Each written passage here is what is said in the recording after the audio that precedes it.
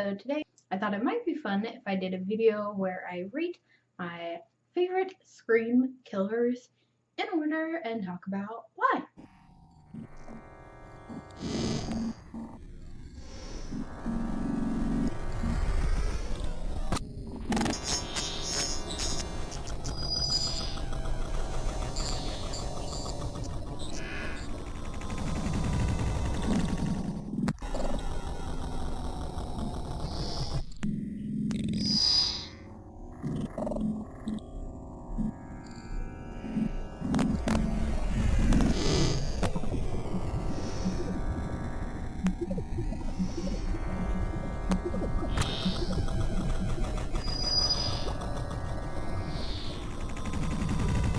So spoiler alert, if you haven't seen the Scream films, I will be talking about details, so like go watch them and then come back and watch the video.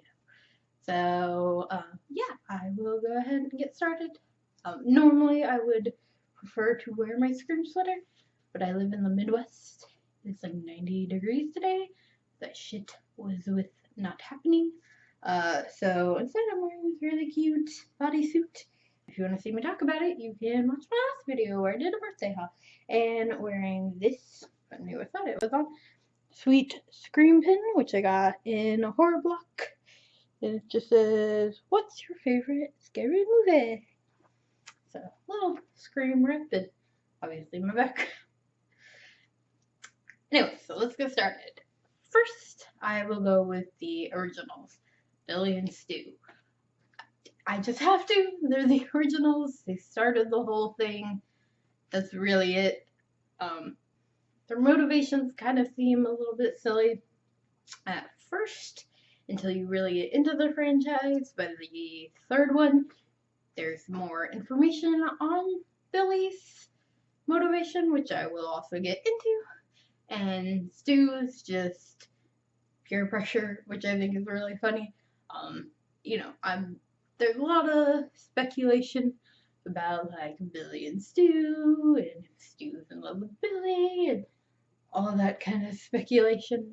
I kind of agree that it seems like maybe Stu was in love with Billy, and that's why he went along with everything.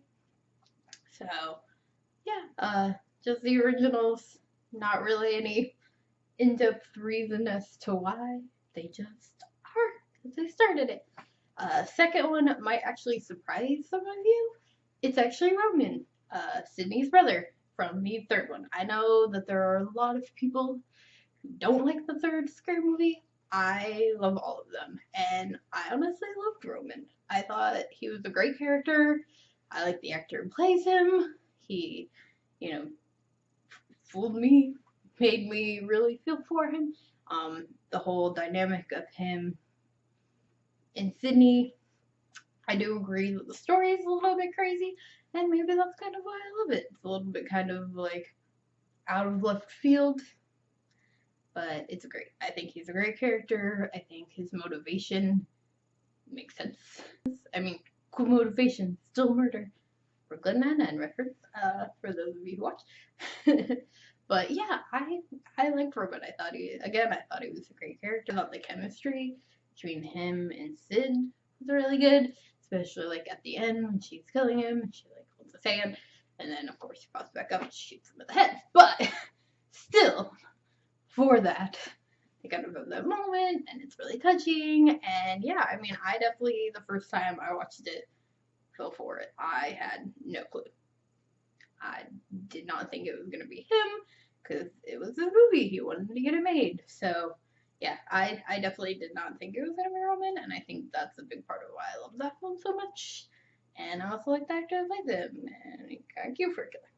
So, the third one would be Debbie, aka Stu's mom. I loved this concept. It's one of those things where I kind of feel like, you didn't know that much about Stu's mom. She left and he never saw her again, and I think it's kind of genius. It's kind of that mom guilt. She left, she abandoned her son, he turned into a murderer, and now she's blaming everyone else except for herself for his death and all that jazz. I think it's brilliant. I love the actress that plays her, of course. She's in Roseanne, and a million other things, but very well known for Roseanne. And yeah, I think that is a great motivation. Kind of, again, kind of a surprising one, not something that you really expect, because you never really expect to meet Stu's mom. And I think that's why it's so great. Even though it is only the second film, but it is awesome, and it definitely surprised the shit out of Sydney and everybody, and yeah, it was great. So yeah, so Debbie makes number 3. Number 4 is Charlie from Scream 4. So the reason why I love Charlie doesn't really have anything to do with his motivation. I think his motivation's kind of stupid. Well, yeah, I was picked on and I'm killing all my classmates because this hot girl didn't like me before. Now this other hot girl does like me and I'm being tricked. But I love the character. I love Charlie. I think the actor who plays him is great. I love all the actors. Good. But yeah, I just get that out of the way. I love the actors. Play the killers. Yeah. So I think it's great. It's kind of the first thing that I've seen him in, which is really cool. It's kind of that way for a lot of the actors in Scream 4. You have the opening scene that features a lot of familiar faces because they're in movies. And then the actual main actors you got some random people in there. So I really enjoyed it. I love Charlie. I love how he gets manipulated. I love how Jill manipulates him into thinking that he's going to be a survivor, that he's going to be the Randy of the situation, when really he's the Stu of the situation. So I love that bit. I think it's really cool. And yeah, again, don't care that much about his motivation, but I think just as a killer in general, he's really good. Didn't really expect it because it seemed too obvious. I think Charlie seemed too obvious, and that's why it worked, because you don't think that it's going to be him. You're like, well, of course. Like, he would definitely be a suspect, but then you don't. So, anyway, again, surprised me. Love Charlie. The 5th would be Mikey. So, Mikey, again, motivation, not that great. Wanting to be, but definitely, I think, kind of different. He doesn't have a real, good motivation. Not that any of the other ones are that great, but there's nothing emotionally charged about his motivation, which can be great as well, but also kind of like, you're like, okay, yeah, you want to kill a bunch of people because you want to be famous and blame the movies, which I think was genius for its time. Obviously, it's the 90s. There was a lot going on with censorship and blaming movies and music for the violence in the world. So yeah, it's definitely like a smart motivation in a way of being like, okay, well, all this horrible stuff in the media, his motivation is very smart for the timing of these films. It's just not emotionally motivated, which I kind of prefer, though it is smart. It was very smart of Mickey to be like, ooh, I'm gonna use all this shit that's going on in the media to back my motivation for these murders, and I will get home free for killing a bunch of people. So, again, I do like Mickey, and I like the actor, again, who plays him. But, yeah, I mean, not my favorite. I do prefer all the other ones over Mickey, but I like it. And then, but as a general character, I'm not that big of a fan. He kind of was hidden, which I guess is good. Like, I feel like a lot of the other characters were kind of in your face throughout the film. They were really there. Even Debbie, like, even though she was hiding behind the mask, not really a proper word, but what I get, the identity of a reporter, because she's trying to sneak in and get details. she was still very much in your face throughout the movie, and Mickey wasn't. He was kind of hidden, sort of there, and then he was pow in your face at the end. So that was kind of, we were like, oh, yeah, again, kind of random.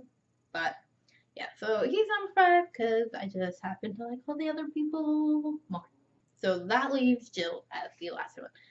The reason why Jill is the last one, in my opinion, is personally for me, not that it wasn't a great character, not that Emma Roberts isn't a great actress, it's just, sorry, cat making noise again, Callie, chill, yeah. Oh, so cute.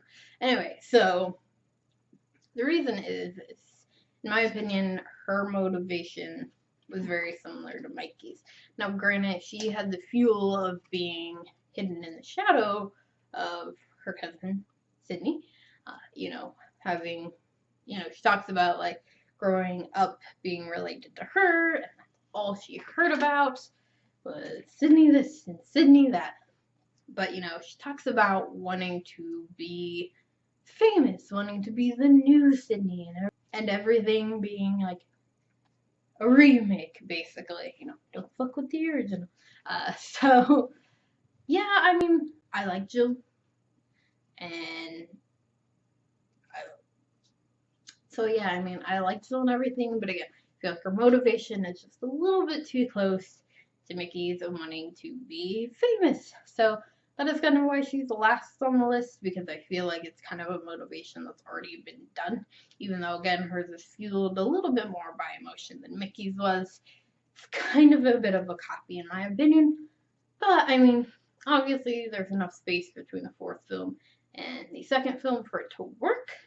So it doesn't necessarily feel like it's copying.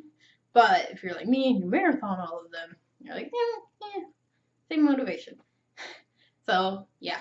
Unfortunately, that is why Jill is last, because I feel like that motivation has already been done. Now, granted, there's the twist of, you know, social media that we have now, that we didn't have then.